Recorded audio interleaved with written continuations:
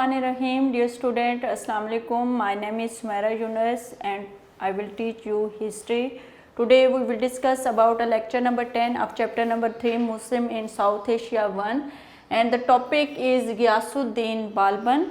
गियासुद्दीन बाल्बन से पहले आपको पता है कि हमने जो पूरी एम्पायर पढ़ी थी वो सुल्तान शमसुद्दीन अल्तमिश और उनकी फैमिली के बारे में पढ़ी थी। ठीक है, उनके एम्पायर के बारे में हम डिस्कस लास्ट लेक्चर में कर चुके हैं। आज जो है हम डिस्कस करेंगे गियासुद्दीन बाल्बन के बारे में। गियासुद्दीन बाल्बन कौन थे और उन्होंने किस तरह की एम्पायर की और ये पहले किस फैमिली से बिलोंग करते थे, रूलिंग क्लास से थे या स्लेव थे, ये तमाम चीज़ें हम जो है गियासुद्दीन बाल्बन के हवाले से आज के लेक्चर में जो है वो डिस्कस करने जा रहे हैं। अच्छा, गियासुद्दीन बाल्बन इनका रियल नाम था बहाउद्दीन। ठीक है, ये भी तुर्क रेस से बिलोंग करते थे और इनको जो है वो सुल्तान शमसुद्दीन अल्तमिश ने जो है वो एज अ स्लेव उनको क्या किया था, ख़रीदा था। अब सुल्तान शमसुद्दीन अल्तमिश जो थे उन्होंने, जैसे कि आपको पता है कि बादशाह तो बहुत सारे गुलामों को ख़रीदते थे, लेकिन Ghiyasuddin Balban the real name is Bahauddin, उन्होंने किस तरह से सुल्तान शमसुद्दीन अल्तमिश के दिल में अपना जो है जगह बनाई और किस तरह से वो इस काबिल बने कि वो एक दिन रूलर बन के सामने आए। अब गियासुद्दीन बाल्बन के जो थी गॉड गिफ्टेड क्वालिटीज़ थी जिसकी वजह से वो सुल्तान शमसुद्दीन अल्तमिश को इंस्पायर करने में क्या हो गए, कामयाब हो गए और इस तरह से उन्होंने बाकायदा गवर्नेंस में एक वहाँ की आर्म फोर्सेस में अपना एक नाम बनाया और फिर उनके फैमिली टाइम पे भी उन्होंने अपना फैमिली में जितने भी जब उनकी जितने तीनों बेटे जब उनके हुक्मरानी में थे या उनकी जब बेटी थी तो उस टाइम पे भी बाल्बन में जो है वो सुल्तान शमसुद्दीन अल्तमिश के एम्पायर में जो है बहुत अहम रोल जो है वो प्ले किए। अब नासरुद्दीन जो थे सुल्तान शमसुद्दीन के सबसे छोटे बेटे थे, उनका जब मैंने आपको बताया कि उनकी जब एम्पायर थी तो वो तो ब्रायन ने नाम जो है वो रूलर थे। बेसिकली तमाम की तमाम जो है वो रूलिंग रिस्पॉन्सिबिलिटीज़ थी वो किसको दी गई, वो गियासुद्दीन बाल्बन को दी गई। तो गियासुद्दीन बाल्बन ने उनके टाइम पीरियड पर, नासरुद्दीन के टाइम पीरियड पर बहुत सारे एब्स्टेकल्स से, बहुत सारे रिवोल्ट्स आए, उन तमाम को बहुत आसानी से जो है वो टैकल किया। अब नासरुद्दीन जो है उनकी वफ़ात हो गई थी। उनकी वफ़ात के बाद जो है गियासुद्दीन बाल्बन वो रूलर बने और वो किस तरह से बने और उनको किस तरह के एब्स्टेकल्स का सामना करना पड़ा, उनको कैसे उन्होंने टैकल किया, ये तमाम चीज़ें जो हैं वो आज के लेक्चर में हम लोग डिस्कस करने जा रहे हैं। अब सबसे पहले हम उनकी थोड़ी सी बायोग्राफी के बारे में पढ़ते हैं कि किस तरह के वो उन्होंने बैकग्राउंड हिस्ट्री क्या है, कहाँ से बिलोंग करते हैं। आपकी बुक पेज नंबर 40 है, chapter number 3 Muslim in south Asia 1 and the title of the chapter is, and the page number is 40. The topic is Ghiyasuddin Balban period 1266 to 1287 AD. The real name of Balban was Bahuddin and belonged to Turk race. He possessed the highest administrative qualities. Administrative, उनको administration चलाने की qualities जो थी वो खूबियाँ पहले ही उनके अंदर मौजूद थी। ही रूल्ड हार्शली, ये बात। अब बाल्बन सुल्तान शमसुद्दीन अल्तमिश को लो या बाकी रूलर को लो तो उन्होंने इतना हार्शली जो है वो अपनी एम्पायर को नहीं चलाया जिस तरह से बाल्बन ने कहा, क्योंकि बाल्बन के टाइम पे जो स्पेशली मंगोल जो रिवोल्ट्स थी वो बहुत ज़्यादा उनके लिए प्रॉब्लम क्रिएट कर रही थी और इस तरह के और बहुत सारे रिवोल्ट थे। तो उन्होंने बहुत हार्श पॉलिसीज़ अपने दुश्मनों के लिए बनाई कि ताकि बाकी लोग उनके साथ जो है वो कोई भी रिवोल्ट करने से, उनके अगेंस्ट रिवोल्ट करने से पहले जो है वो सोच लें। ठीक है, soon he made place in the heart of king due to his good God gifted quality. Adopt title of Ghiyasuddin Balban ascend the throne in 1263 after the death of Sultan Nasruddin. Having ascend the throne, he abolished the authority of 40 chieftains. अच्छा, जो empire थी सुल्तान शमसुद्दीन इल्तुतमिश, उनकी empire में जो 40 सरदारों को जो authority दी गई थी, जो गवर्नेंस बॉडी बनाई हुई थी, जिसकी जो जो अपनी मर्ज़ी से जो है वो रूलर्स को सिलेक्ट करते थे। सबसे पहले तो बालबन ने उन 40 जो सरदारों की जो एक पूरे की पूरी कैबिनेट थी उसको क्या कर दिया, ख़त्म कर दिया। अब उन्होंने क्या किया, इन्वेजन ऑफ मंगोल्स। अब मंगोल्स जो कि नासरुद्दीन के लिए और उससे पहले के एम्पायर के लिए भी बहुत बड़ा प्रॉब्लम क्रिएटर बने हुए थे।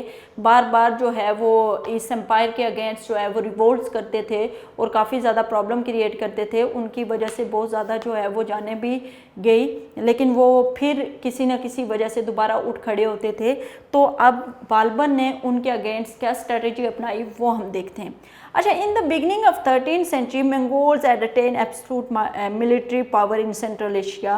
After the conquest of Baghdad, जब उन्होंने बगदाद को फतह किया, they invaded Hindustan constantly in 1278 AD, तो वह अब हिंदुस्तान को फतह करने आ गए। बालबन इनकाउंटर्ड देम, बालबन ने उनको रोकने की कोशिश की। बहुत ही सन इवन कि उसने कहा था कि मैंने इनकी जो मंगोल इन्वेजन मंगोल रिवोल्ट्स हैं इनको ख़त्म करना है, चाहे मुझे इस पे अपने बेटे ही कुर्बान ना करने पड़े, ये बालबन ने बोला था। ठीक है, बहुत ही सन उसके दोनों बेटे Mohammad Khan and Bughra Khan defeated the Mongols near Dipalpur, उन्होंने दीपालपुर के करीब जो है मंगोल्स को जो है वो शिकस्त दी।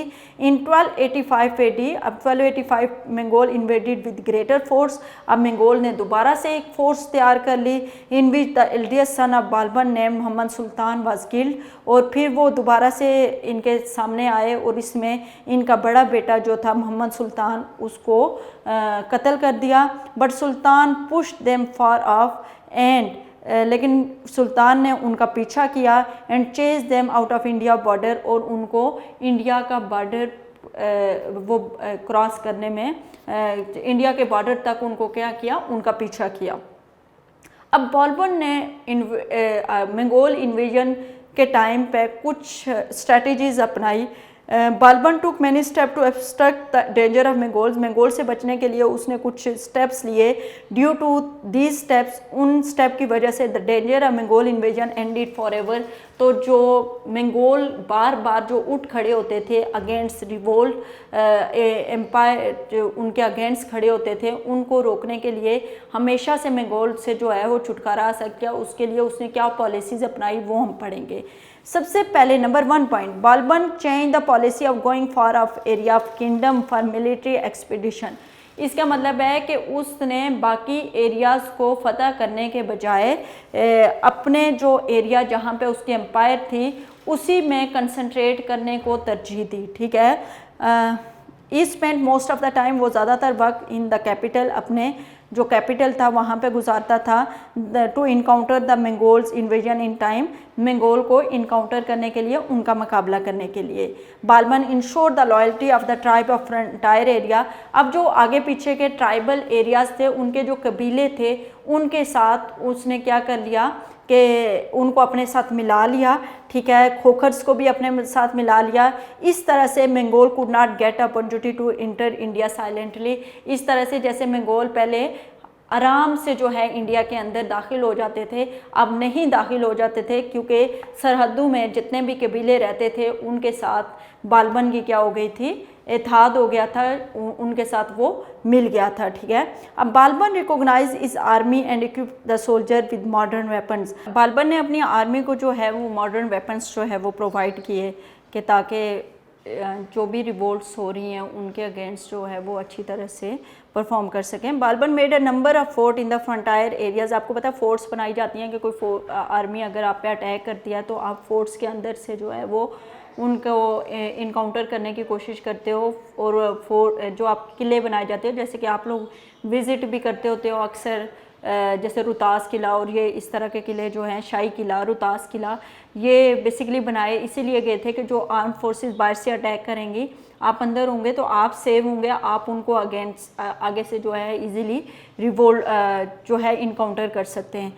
ठीक है, तो बालबन ने बहुत सारे जो है फोर्ट बनाए थे फ्रंटायर एरिया में, ताकि जो मंगोल्स अगर इस तरह की दोबारा रिवोल्ट करने का सोचें भी तो उनको मुंह की खानी पड़ी। आगे Balban appointed able chiefs and generals to defend front area. अच्छा, उसने बहुत काबिल जो सरदार और जनरल्स जो थे वो बनाए ताकि फ्रंटायर एरियाज़ के ऊपर, ताकि वो मंगोल से इनको बचा सकें। In made Balban Mongol policy successful. अच्छा, मंगोल्स को हमेशा के लिए जो है वो यहाँ पे उनकी जो भी रिवोल्ट थी उनको ख़त्म किया, और जो इसने मंगोल्स के अगेंस्ट पॉलिसीज़ बनाई उसमें बालबन काफ़ी हद तक जो है वो, बल्कि कम्प्लीटली जो है वो सक्सेस हुआ था। And he got rid of menace, और वो हमेशा के लिए मंगोल की जो है वो इंटरफेरेंस से जो है उसको छुटकारा हासिल हो गया था। Maintenance peace and order. अब पीस एंड ऑर्डर मेंटेन करने के लिए बालबन ने क्या पॉलिसीज़ अपनाई। जब मैंने बालबन का इंट्रोडक्शन पढ़ा रही थी तो तब मैंने आपको बताया था कि उधर लिखा हुआ था कि ही रूल्ड हार्शली, कि उसने बड़ा हार्शली लोगों के साथ उसने अपना पीस एंड ऑर्डर को मेंटेन करने के लिए अपनी स्टेट के अंदर बहुत सख्त किस्म की पॉलिसीज़ बनाई, ताकि लोग उसके अगेंस्ट क्या करें, रिवोल्ट ना कर सकें या कोई भी उसके ख़िलाफ़ ना चल सके। सब लोग उसके एडमिनिस्ट्रेशन को एक्सेप्ट करें और जैसा वो कहता है वैसे ही करें। तो इन तमाम चीज़ों के लिए अगर कोई उसके अगेंस्ट खड़ा होने का सोचता भी था तो उसको सख्त से सख्त सज़ा दी जाती थी, ताकि नेक्स्ट कोई पर्सन ये सोचे भी ना कि वो बालबन के अगेंस्ट जा सके। तो क्या किया उसने, Balban wanted to create such fear of the government in the heart of people. उसने लोगों के दिलों में अपनी गवर्नेंस के हवाले से बहुत ज़्यादा खौफ रखा, so that they might not think for rebellion, कि वो कोई भी उसके अगेंस्ट बगावत के बारे में ना सोच सके। When ever any enemy raised it head, अगर कोई दुश्मन अपना सर खड़ा करता था या उसके अगेंस्ट खड़ा होता था, ई क्रश्ड हार्डली, तो वो उसको बुरी तरह से मार देता था। The rebellious of Bengal were punished heavily, Bengal के बागियों को भी उसने सख्त से सख्त सज़ा दी। Balban took great care of court mannerism, उसने कोर्ट के अंदर भी मैनरिज्म जो है वो मैनर्स जो हैं उन पे बहुत ग्रेट केयर, उसका भी बहुत ख्याल रखता था। He maintain the grandeur of his court, ठीक है। Sultan Ghiyasuddin Balban recognise his army, he constructed new forts, he brought the feudal state to an end. Sultan ruled for 20 years, सुल्तान तकरीबन 20 साल यहाँ पे हुक्मरानी करता रहा। Once he had said that, एक दफ़ा उसने कहा, the king should make the state affair of his country better, कि एक बादशाह अपने मुल्क के मामलात तभी बेहतर बना सकता है, and establish peace and order, और अपने मुल्क के अंदर पीस एंड ऑर्डर तभी कायम कर सकता है, instead of invading on the other countries, दूसरे मुल्क फतह करने के बजाय वो अगर अपने मुल्क के अंदर ही फोकस करेगा, अपनी स्टेट के अंदर ही फोकस करेगा, तो उसकी लॉ एंड ऑर्डर सिचुएशन जो है अपने मुल्क के अंदर बेहतर हो सकती है। तो वो कहता है मैं यही प्रेफर करूँगा कि आप बाकी इलाकों को फतह करने के बजाय जो आपके पास स्टेट है उसका कम्प्लीटली क्या करें, ख्याल रखें। द पीरियड ऑफ इस regime was noun for piece and order, इसका जो पीरियड था, जो गवर्नेंस पीरियड था, उसको पीस एंड ऑर्डर, उसमें जो लॉ एंड ऑर्डर सिचुएशन जो थी वो काफ़ी ज़्यादा स्टेबल थी। सुल्तान गयासुद्दीन बालबन डाइड इन 1286, सुल्तान गयासुद्दीन बालबन 1286 में वफ़ात पा जाता है। और अब उसके बाद सुल्तान गयासुद्दीन बालबन के बाद हमें कोई ऐसा स्ट्रॉन्ग रूलर नहीं मिलता स्लेव डायनेस्टी में जो स्लेव डायनेस्टी को आगे लेके चले और स्लेव डायनेस्टी में एक पावरफुल रोल जो है वो प्ले कर सके। तो वैसा कोई रूलर बाद में नहीं बना, बड़े लोगों को अपॉइंट करने की कोशिश की, लेकिन वो मैक्सिमम जो है वो इमेच्योर किस्म की जो है एम्पायर रूलिंग करते रहे, और जिसकी वजह से फाइनली जो है वो स्लेव डायनेस्टी जो है वो का डाउनफॉल हुआ, और इस तरह से स्लेव डायनेस्टी जो है वो हमेशा के लिए ख़त्म हो गई। लेकिन हम उसका ख़ात्मा कैसे हुआ उससे पहले हम सुल्तान मोइज़ुद्दीन हकबाद को पढ़ते हैं। Sultan Ghiyasuddin Balban was the last ever ruler of the slave dynasty. After his death in 1286 the kingdom leading to his disintegration. After the death of Balban, Balban की वफ़ात के बाद kotwal of Delhi ignoring the will of, अब जो दिल्ली के कोतवाल थे उन्होंने बालबन की ख्वाहिश को इग्नोर करते हुए और उसकी विल जो उसने नसीहत की थी उस नसीहत को इग्नोर करते हुए बगारा खान जो था नेम खाकबाद, उसको जो है वो तख्त नशीन किया। ही वॉज 17 ईयर्स ओल्ड, उसकी अभी जस्ट 17 साल एज थी। The young man was unaware of ruling techniques, उसको रूलिंग टेक्निक से अवेयरनेस नहीं थी उसको कि कैसे जो है वो एडमिनिस्ट्रेशन को चलाए, ठीक है। ई फेल इन मैरी मेकिंग, मतलब वो अपनी लग्जरियस लाइफ में ज़्यादा बिजी रहता था।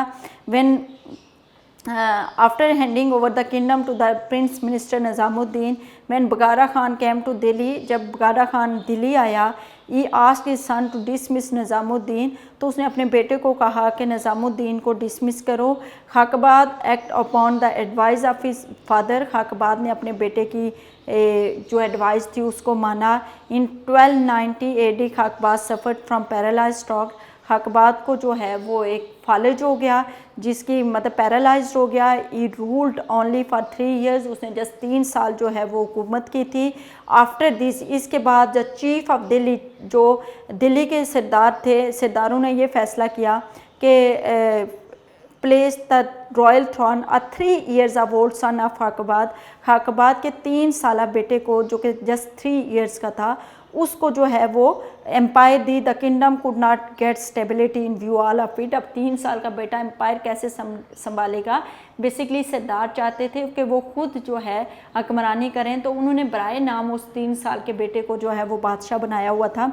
Jalaluddin Khilji occupied the throne, Jalaluddin Khilji ने जब देखा कि रूलिंग बहुत ज़्यादा वीक होती जा रही है स्लेव डायनेस्टी की, तो उसने उनके अगेंस्ट वार की और अब जो है एम्पायर जो है उसने एम्पायर पे आ गया। Let the foundation of Khilji dynasty, अब खिलजी डायनेस्टी स्लेव डायनेस्टी का ख़त्मा होता है और खिलजी डायनेस्टी जो है वो स्टार्ट हो जाती है। As the result the slave dynasty ended, इसके नतीजे में स्लेव डायनेस्टी का ख़त्मा हो जाता है। But it left important effects on the politics of सब कॉन्टिनेंट, लेकिन इस स्लेव डायनेस्टी ने सब कॉन्टिनेंट की पॉलिटिक्स में एक बहुत अहम रोल जो है वो प्ले किया है। तो इस टॉपिक से रिलेटेड लॉन्ग क्वेश्चन नंबर 5 है आपके, वो आप लोगों ने याद करना है, लॉन्ग क्वेश्चन नंबर 5। इसके अलावा जो हमारे पहले जो लेक्चर्स हुए थे उन लेक्चर्स में रिमेनिंग जो आपके MCQs और शॉर्ट क्वेश्चंस हैं वो तमाम भी आपने करने हैं, ठीक है। पहले आपके जो मेंशन किए उसके अलावा जो आपके MCQs एंड शॉर्ट क्वेश्चंस रह गए हैं वो तमाम भी आपने लर्न करने हैं। और लॉन्ग क्वेश्चन नंबर 5 आपने लर्न भी करना है और राइट भी करना है।